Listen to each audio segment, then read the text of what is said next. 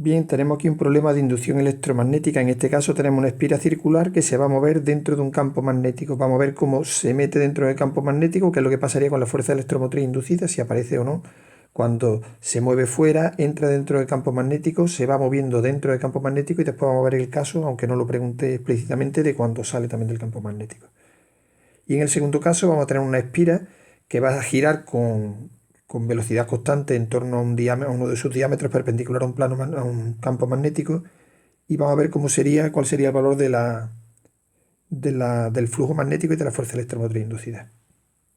El apartado A, por tanto, nos presenta el caso de una espira circular que va a moverse por un campo magnético uniforme que está dirigido en el sentido negativo del eje OZ. Vamos a hacer el desplazamiento de la espira hacia la derecha. Lo primero que tenemos que ver es que la aparición de corrientes inducidas nos la regula lo que conocemos como la ley de Lenz-Faraday. La ley de Lenz-Faraday lo que nos dice es que aparecerá una corriente inducida siempre y cuando se produzca una modificación del flujo que atraviesa la espira. Luego, si esto es variable, es decir, si cambia el flujo que atraviesa la espira con respecto al tiempo, aparecerá una corriente inducida, y esa corriente inducida tenderá a oponerse a la variación del flujo que nosotros le hayamos producido. En este primer caso, también recordamos que el flujo es igual a B por S por el coseno del ángulo. Como el campo es constante, la superficie también, y el coseno también es constante, el flujo cambia, pero cambia porque a medida que va a avanzar, la parte de la superficie que esté dentro de la espira va a ir dentro del campo magnético va a ir modificándose, y eso es lo que hará que se modifique el flujo. Pues bien, vamos a ver entonces, ya que tenemos eso, vamos a ver qué es lo que pasaría en el primer caso, este de aquí, en el que tenemos que el flujo que atraviesa la espira es igual a cero. ¿Por qué es igual a cero? Porque no está siquiera dentro del campo. Por tanto, el flujo durante todo este trayecto hasta que la espira empieza a tocar el campo magnético va a ser constante, va a ser igual a cero, y por tanto no habrá corriente inducida. En este segundo caso vemos que ahora sí que empieza a haber, en este caso, hemos puesto la posición esta en la que ya hay una parte de la superficie de la espira que sí que está siendo atravesada por el campo. Por tanto, el flujo sí que se está produciendo. Y además, a medida que la espira va avanzando, la superficie que estará dentro del campo va a ser cada vez mayor, y por tanto el flujo aumenta. Luego ya tenemos lo primero que tenemos, que al producirse una modificación del flujo, se nos va a producir una corriente inducida. En este caso está aumentando el flujo. ¿Qué va a hacer esa corriente inducida? Va a intentar que el flujo disminuya. Y para que disminuya el flujo, creará líneas de campo que van en sentido contrario al que tenemos, de forma que intente oponerse a ese aumento del flujo. Si ahora mismo las líneas de campo que tenemos van hacia adentro, las líneas de campo que va a crear dentro de la espira serían líneas de campo que van hacia afuera. Basándonos en la ley de Biot-Savart, que nos dice el campo que crea una espira, si recordáis, el campo que crea una espira es igual a nu sub 0 por I partido por 2pi. Ahí tendríamos el campo que está creando la espira.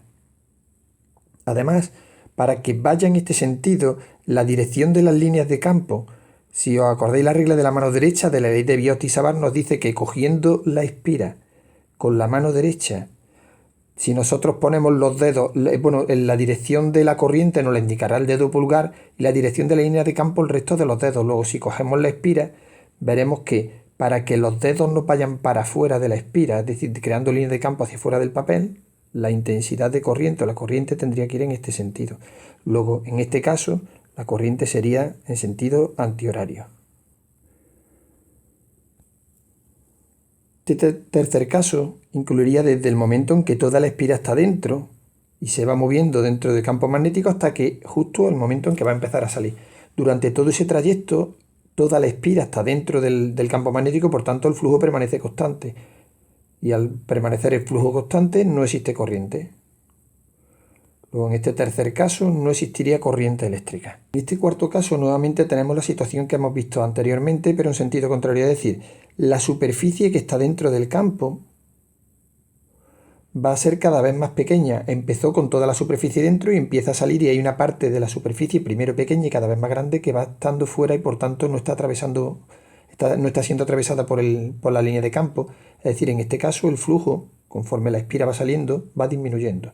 Según la ley de Lain-Faraday, esto nos implica que va a aparecer una corriente inducida y que esa corriente inducida tenderá a oponerse a la variación de flujo producido, es decir, va a querer que el flujo aumente. Y para que el flujo aumente, creará líneas de campo en el mismo sentido de las líneas de campo que ya tenemos. Luego, si en este caso inicialmente tenemos las líneas de campo que van hacia adentro, pues crearán más líneas de campo que van hacia adentro. Y nuevamente, basándonos en la ley de Lain-Faraday, en la ley de Biot-Savart, cogeremos la espira con la mano derecha y si queremos que las líneas de campo vayan para adentro, tendremos que meter todos los dedos dentro de la espira que vayan hacia adentro y entonces el dedo pulgar nos enseñará la dirección de la corriente, que en este caso iría en sentido horario.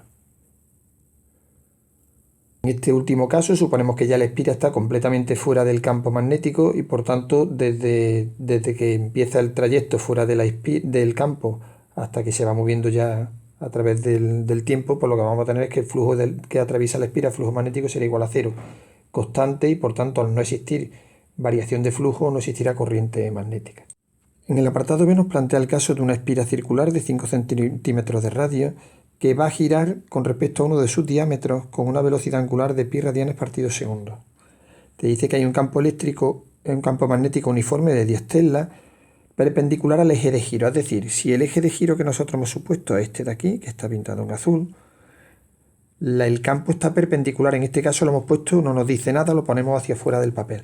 Esa sería la situación en la que nos encontremos. Lo primero que vamos a hacer es ver la superficie. La superficie sería igual a pi por r cuadrado, que sería igual a pi por, acordaos, pasamos los 5 centímetros a metros, 0,05 al cuadrado, y esto me sale total 2,5 por 10 elevado a menos 3 metros. Pi en metros cuadrados. Esta sería la superficie. Voy a ponerla aquí. Lo primero que tenemos, primer dato que tenemos. Después vamos a ver que nosotros vamos a intentar calcular el flujo. Nos pide primero que calculemos la expresión del flujo con respecto al tiempo. El flujo será igual a B por S, producto escalar, igual a B por S por el coseno del ángulo que forma. El campo lo tenemos constante, pero pero el ángulo que forma no es constante. Y para eso vemos, como se trata de un movimiento circular uniforme, el ángulo será igual al ángulo inicial más la velocidad con la que gira multiplicado por el tiempo. El ángulo inicial, si no nos dice nada, lo suponemos en esta situación, por tanto el ángulo será 0, más la velocidad angular que nos decía que valía pi por tiempo. Luego tenemos que el ángulo, donde ponga ángulo, vamos a poner pi por t. Eso estaría en radianes. Pues bien, cuando sustituimos aquí tendremos entonces el campo que vale 10 por la superficie 2,5 por 10 elevado a menos 3 pi por el coseno de pi por t. Esa sería la expresión de la velocidad que nosotros, del flujo que nosotros tenemos. Vamos a hacer la multiplicación y esa y se me quedará 0,025 pi por el coseno de pi t. El flujo lo expresamos en Weber y aquí tenemos la expresión que nos pide en el apartado, en la primera parte de este apartado B. Y en la segunda parte de este apartado B nos dice que tenemos que calcular el valor de la fuerza electromotriz para un tiempo de 50 segundos. Calcularemos primero la expresión general de la fuerza electromotriz en función del tiempo y después sustituiremos el tiempo. Según la ley de Lain-Faraday, la fuerza electromotriz inducida en una espira sería igual a menos derivada del flujo con respecto al tiempo, lo que es lo mismo menos derivada con respecto al tiempo de la expresión del flujo que acabamos de deducir ahora mismo, 0,025 pi por el coseno de pi t. Esto sería igual a esto sería menos 0,025 por pi, y ahora vamos a hacer la derivada. La derivada de coseno de pi t sería la derivada de lo que está dentro de la función, que sería pi t, la derivada sería pi, por la derivada del coseno, que sería menos seno de pi t. Menos por menos, le pondríamos ahí signo positivo, Y haciendo esta operación me saldría que la expresión general para la fuerza electromotriz inducida sería de 0,025 pi cuadrado por el seno de pi t. Y esto expresado en voltios me daría la expresión general con respecto al tiempo de la fuerza electromotriz inducida. Si queremos calcularla para un tiempo de 50 segundos, lo único que tendremos que hacer sería sustituir el tiempo por 50 segundos.